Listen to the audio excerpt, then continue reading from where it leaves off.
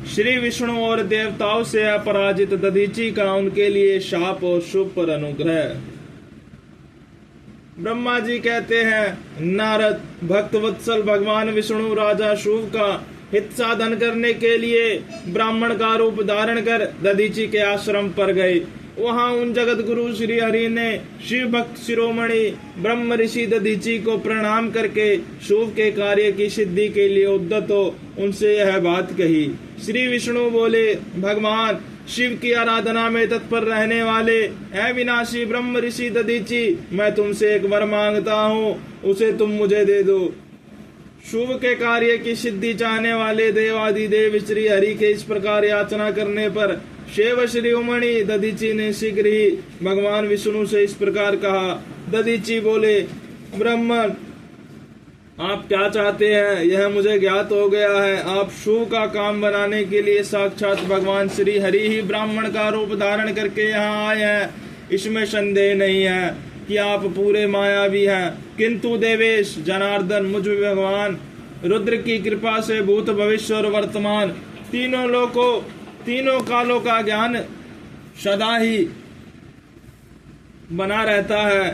सुव्रत, मैं आपको जानता हूँ, आप पापहारी श्री हरि एवं विष्णु हैं। यह ब्राह्मण का वेश छोड़िए, दुष्ट बुद्धि वाले राजा शुभ ने आपकी आराधना की है, इसलिए आप पधारे हैं। भगवान हरे, आपकी भक्त वत्सलता को भी मैं जानता हूँ, यह छल छोड़िए, अपने रूप को ग्रहण कीजिए और भगवान शंकर के स्मरण में मन लगाइए।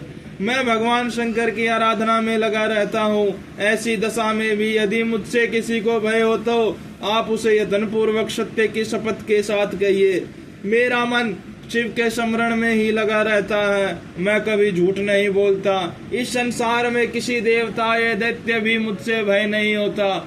श्री विष्णु बोले, उत्तम व्रत का पालन करने वाले दधीचि, तुम्हारा भय सर्वथा नष्ट ही है, क्योंकि तुम शिव की आराधना में तत्पर रहते हो, इसलिए सर्वज्ञ हो।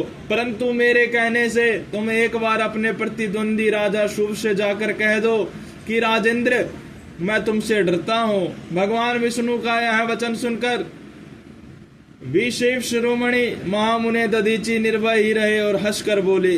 दधीचि ने कहा, मैं देवादिदेव पिनाकपाणि भगवान शंभु के प्रसाद से कहीं कभी किसी से और किंचन मात्र भी नहीं डरता, सदा ही निर्भय रहता हूँ। इस पर श्री हरि ने मुनि को दबाने की चेष्टा की। देवताओं ने भी उनका साथ दिया, किंतु सबके सभी अस्त्र कुंठित हो गए। तदंतर भगवान श्री विष्णु ने अगिनत गणों की सृष्टि की, परंतु महर्षि ने उनको भी भस्म कर दिया। तब भगवान ने अपनी अनंत विष्णु मूर्ति प्रकट की। यह सब देखकर च्यवन कुमार ने वहां जगदीश्वर भगवान विष्णु से कहा। दधीचि बोले, महाबाहो, माया को त्याग दीजिए, विचार करने से यह प्रतिभास मात्र प्रतीत होता है। माधव, मैंने सहस्त्रों दुर्विज्ञ वस्तुओं को जान लिया है। आप मुझ में अपने सहित संपूर्ण जगत को देखिए, निरालस्य होकर मुझ में ब्रह्मा एवं रुद्र का भी दर्शन कीजिए, मैं आपको दिव्य दृष्टि देता हूँ। ऐसा कहकर भगवान शिव के तेज से पूर्ण शरीर वाले च्यवन कुमार दधीचि मुनि ने अपने देह में समस्त ब्रह्मांड का दर्शन कराया। तब भगवान विष्णु ने उन पर पुनः कोप करना चाहा। इतने में ही मेरे साथ राजा शुभ वहां पहुंचे। मैंने निश्चेष्ट खड़े हुए भगवान पद्मनाभ को तथा देवताओं को क्रोध करने से रोका। मेरी यह बात सुनकर इन लोगों ने ब्राह्मण दधीचि को परास्त नहीं किया। श्री हरि उनके पास गए और उन्होंने मुनि को प्रणाम किया। तदंतर शुभ अत्यंत दीन हो उन मुनीश्वर दधीचि के निकट गए और उन्हें प्रणाम करके प्रार्थना करने लगे। शुभ बोले, मुनि श्रेष्ठ, शिव भक्त शिरोमणि, मुझ पर प्रसन्न होइए। परमेश्वर, आप दुर्जनों की दृष्टि से दूर रहने वाले हैं, मुझ पर कृपा कीजिए। ब्रह्मा जी कहते हैं, नारद, राजा शुभ की यह बात सुनकर तपस्या की निधि ब्राह्मण दधीचि ने उन पर अनुग्रह किया। तत्पश्चात श्री विष्णु आदि को देखकर वे मुनि क्रोध से व्याकुल हो गए और मन ही मन शिव का स्मरण करके विष्णु तथा देवताओं को शाप देने लगे। दधीचि ने कहा, देवराज, इंद्र सहित देवताओं और मुनीश्वरों, तुम लोग रुद्र की क्रोधाग्नि से विष्णु तथा अपने गणों सहित पराजित और ध्वस्त हो जाओ। देवताओं को इस तरह शाप दे।